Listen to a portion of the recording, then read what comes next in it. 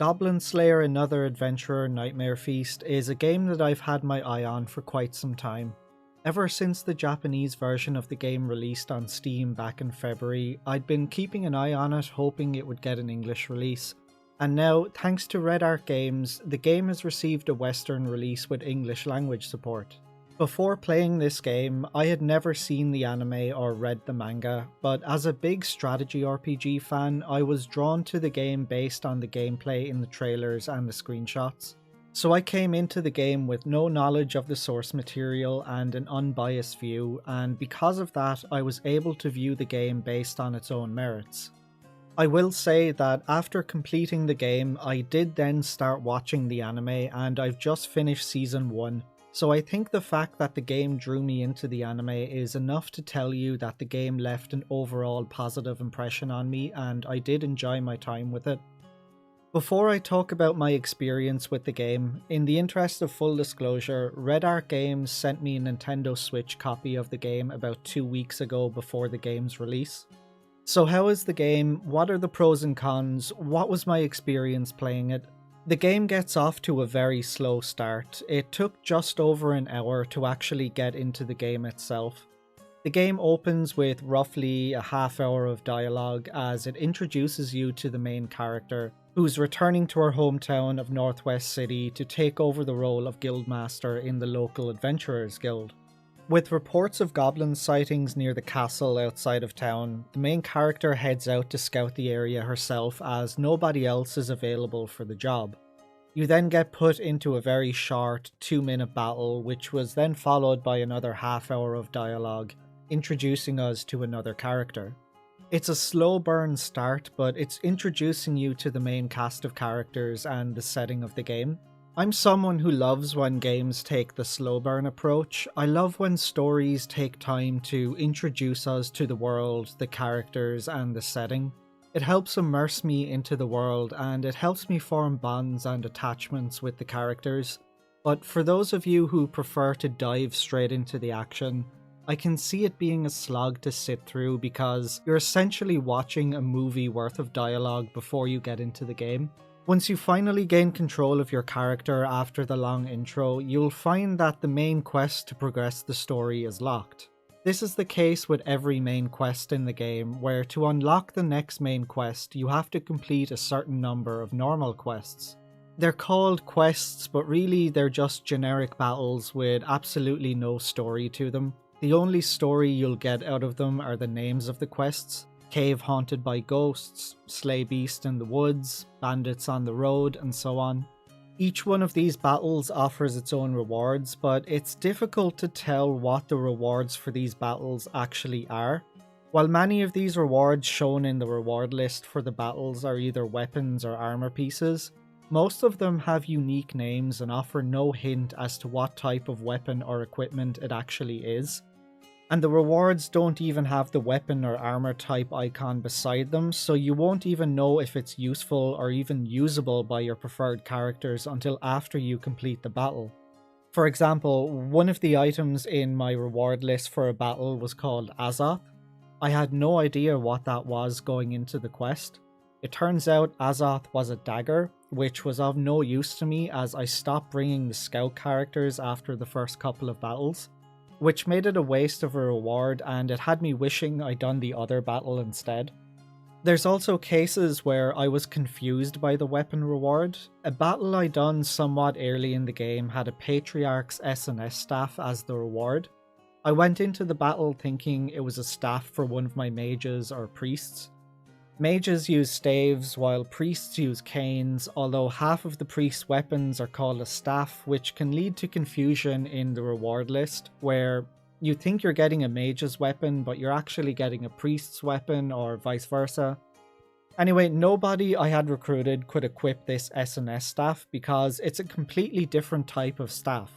I didn't get a character that could equip it until 3 main story quests later, by which point the staff was of no use to me as the character came with a staff that was better. It turns out that there are 2 different types of priests. There's your standard priests whose abilities focus on healing, buffing, and cleansing, which use canes. And then there's priests whose abilities focus on damage dealing.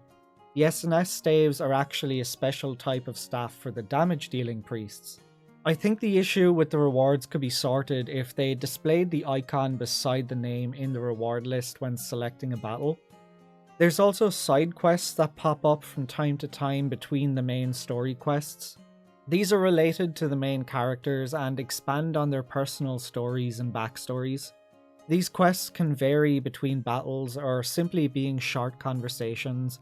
They're worth doing if you're really into the lore or if you really like the characters, but you could also skip them and not really miss anything important. The main story itself is fairly short, clocking in at about 10 hours, and that's if you don't skip any of the dialogue.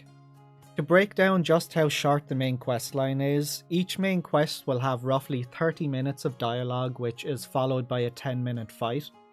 All of those mandatory normal storyless quests that you have to do to unlock the main questline, they exist just to fluff out a short story.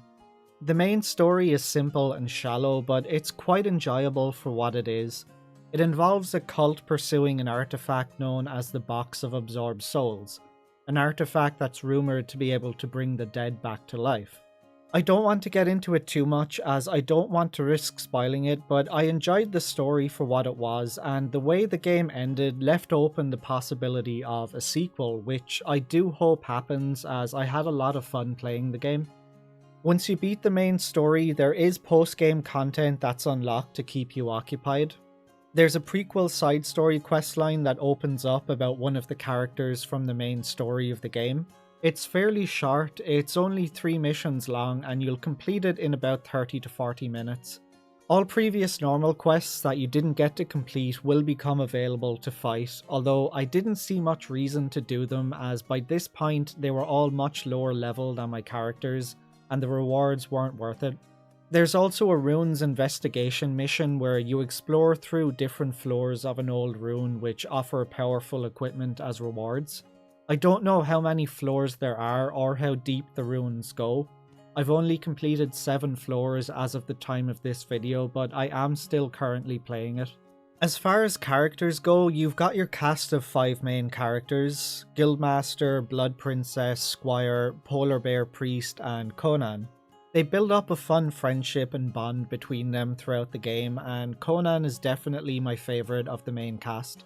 You'll have a regular stream of new adventurers showing up and joining you throughout the game. After each main quest mission you complete, and sometimes after side quests, new characters show up at the Adventurers Guild for you to recruit. While these characters won't show up in cutscenes or have any dialogue, they can be freely used in any battle, although you can't change their equipment unless you officially hire them. But there isn't much reason to bring any of those generic adventurers that show up. You have your 5 main characters who you'll likely be bringing into every battle, and a few missions into the main story, the Goblin Slayer himself shows up along with his party. The maximum amount of characters you can bring into a battle is 10. Combine the 2 parties and you've got your 10 characters, which form a nicely balanced party. It doesn't leave much room or reason to bring the generic adventurers. But what you're really here for, how is the gameplay? The gameplay itself is simple but fun. It's your standard strategy RPG in terms of how it plays. It doesn't really do much to shake things up, but there are some nice aspects to the combat. You can move your character freely in whatever turn order you want, taking whatever actions you want when you want. When you select a character, you don't have to use all of their actions up at once. You can select a character and attack or use an item and then cancel out of that character, do what you need to do with other characters, and then come back to your original character and finish their actions. Even after using up all of your character's actions, you can freely rotate which direction each character is facing so that you can prevent flank attacks. I found this to be quite refreshing, as a lot of strategy RPGs make you use up all of a character's actions in one go and make you choose which direction you face at the end of their turn. Goblin Slayer offers players freedom on the battlefield without such restrictions, and it's a very welcome addition. In the planning phase before the battle begins, you have the option of placing traps on the battlefield.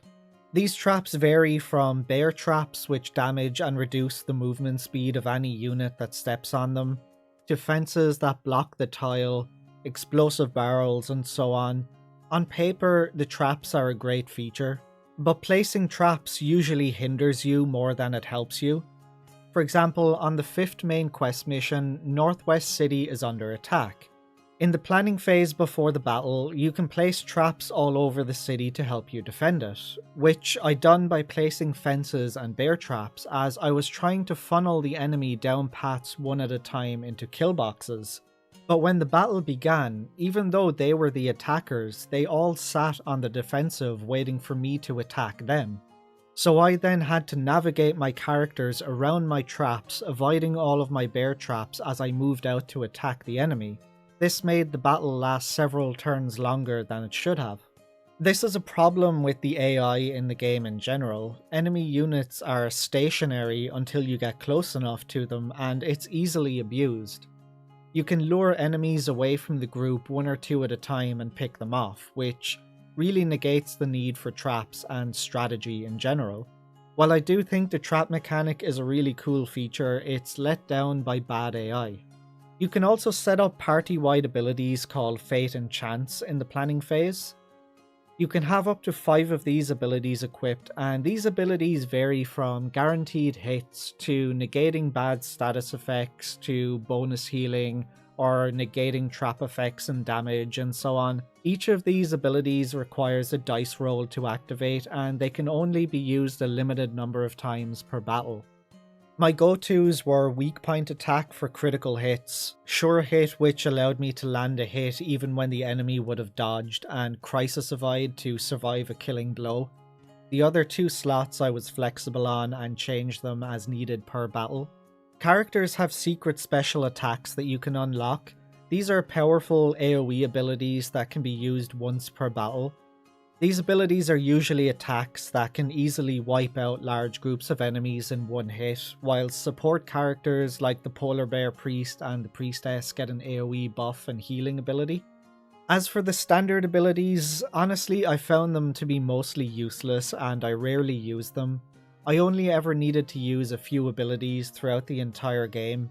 Squire gets an Ice Shield Break ability which does exactly as it says it does. It destroys the enemy's shield and allows you to damage them normally without them absorbing half of the damage. Goblin Slayer gets a Sleep Knife Throw ability, which I found to be very useful for putting annoying enemies to sleep. And the Guildmaster's Dragon Tail ability does a nice chunk of damage, but outside of those few, I rarely ever used any abilities. Now, maybe those abilities aren't actually useless and I was just overpowered because I took advantage of the enhancement feature in the workshop which allows you to upgrade your equipment using crystals. So my weapons had pretty big attack bonuses on them and they were about 2 weapons ahead in terms of power at all times, which made combat quite easy for me. Mages, on the other hand, are a godsend. Their spells and AoE abilities are fantastic, and the Priestess's Sanctuary spell that makes you immune to damage for 1 turn is overpowered. Like I said, the gameplay is nothing special or revolutionary in terms of strategy RPGs. They stay true to the classic formula. If you enjoy strategy RPGs, you'll enjoy the gameplay here. Now, there are some issues that I encountered during the game. When turning the game on for the first time, I thought there was something wrong with the resolution on my TV, because there's a black bar on the top and left side of the title screen. These black bars disappear when you select New Game or Options, but if you select the Load Game screen, the black bar on the top disappears, but the one on the left remains. When you return to the title screen, a white line appears on the black bar on the left side of the screen, with a navyish blue color underneath it. It turns out that's actually the in-game UI, and I'm not really sure why, but it's placed underneath the title screen.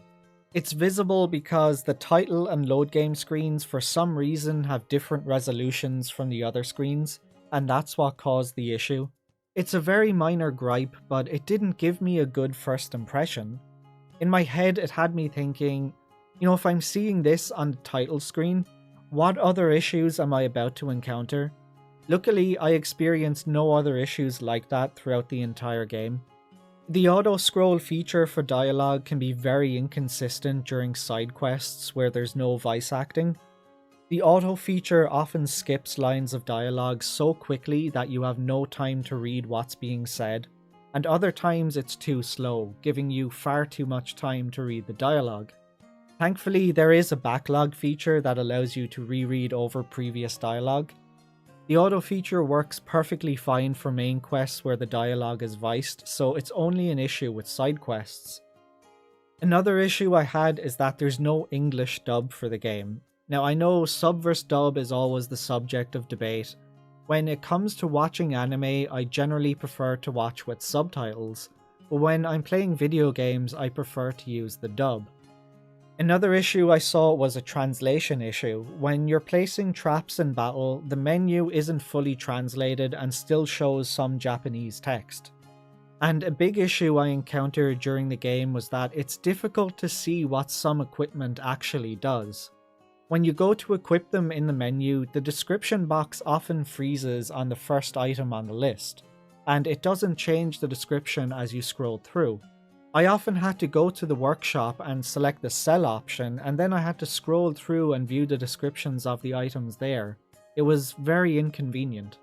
So what are my final thoughts? Do I think it's worth picking up? Would I recommend it? The game wasn't entirely what I expected. When I went into the game, I was expecting a much larger focus on it being a strategy RPG, as that's what it was advertised as. But the game is actually more of a visual novel RPG hybrid with a larger focus on the visual novel part. Visual novels aren't normally a genre I play, but I wasn't disappointed and I did have a great time playing the game. And as someone who went into the game with zero knowledge about Goblin Slayer, I can safely say that the game stands perfectly fine on its own 2 feet. While you don't need to be a fan of Goblin Slayer to enjoy the game, you definitely enjoy it more if you are a fan of the series. Overall, I quite enjoyed my time with the game and I had fun playing it. If you're a fan of visual novel RPG hybrids, strategy RPGs, or if you're a fan of Goblin Slayer, it's definitely worth checking out. If you're interested in the game and you want to buy it, you can find links to the Nintendo eShop page in the description below. Or if you'd prefer a physical copy of the game, you can find those over on the Red Art Games website. There are 3 physical versions to choose from.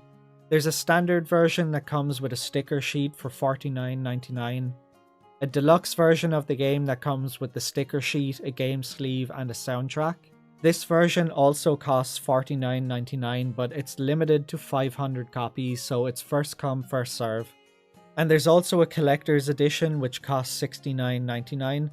The collector's edition of the game comes with a sticker sheet, a double-sided poster, a double-sided acrylic stand of the game's cast, a steelbook case, and a code for the Sword Maiden DLC, which is a special character exclusive to Battle Mode. The Sword Maiden character won't be available for purchase separately, and she's only available to those who purchase the collector's edition, which is limited to 1,000 copies. For North American fans, you can purchase a physical copy over at VideoGamesPlus. Standard and deluxe editions cost $69.99 Canadian and the collector's edition costs $99.99 Canadian.